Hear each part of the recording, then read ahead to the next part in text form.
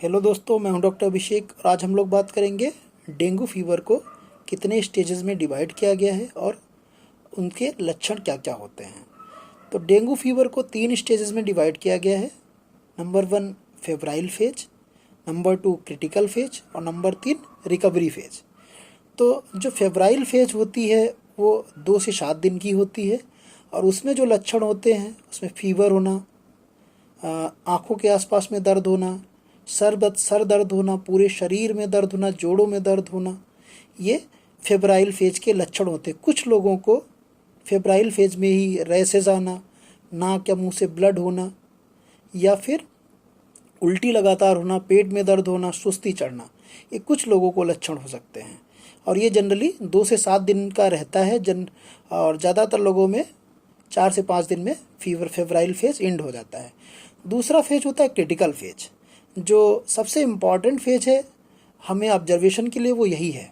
ये जनरली जो है 24 से 48 घंटे का होता है और जैसे ही फीवर उतरता है तो ये फेज स्टार्ट होता है और इसी में जितने भी डेंजर साइन है, वार्निंग साइंस हो, इसी में आते हैं। इसी फेज को क्लोज मॉनिटरिंग की ज़रूरत होती है। ज़्यादातर पेशेंट जो डेंगू फीवर के होते हैं वो रिकवर कर जाते हैं, उनमें क्रिटिकल फेज जो सीवियर डेंगू के लक्षण है नहीं आते हैं।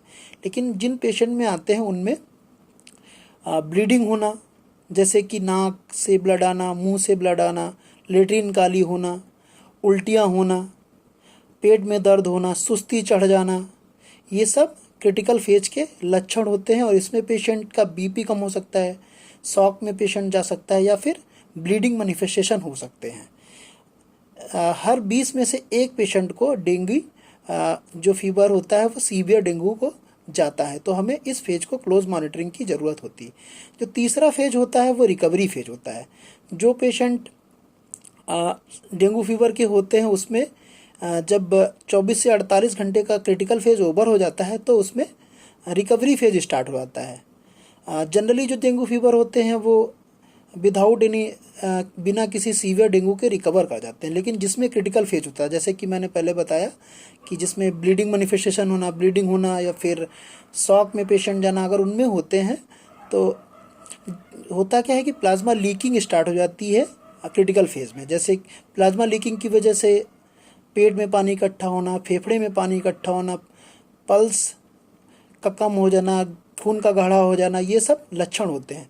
तो जब रिकवरी फेज स्टार्ट होती है तो जितना भी फ्लूइड लीक हुआ है, चाहे वो पेट में हुआ हो, फेफड़े में हो, वो सब ऑब्जर्व करना शुरू करता है और ज़्यादातर पेशेंट रिकवर कर जाते हैं।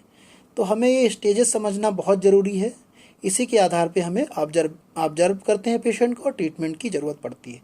नेक्स्ट पार्ट में हम लोग बात करेंगे कि ट्रीटमेंट क्या करना चाहिए डेंगू फीवर में और कैसे इसको मैनेज करेंगे हम लोग। Thank you.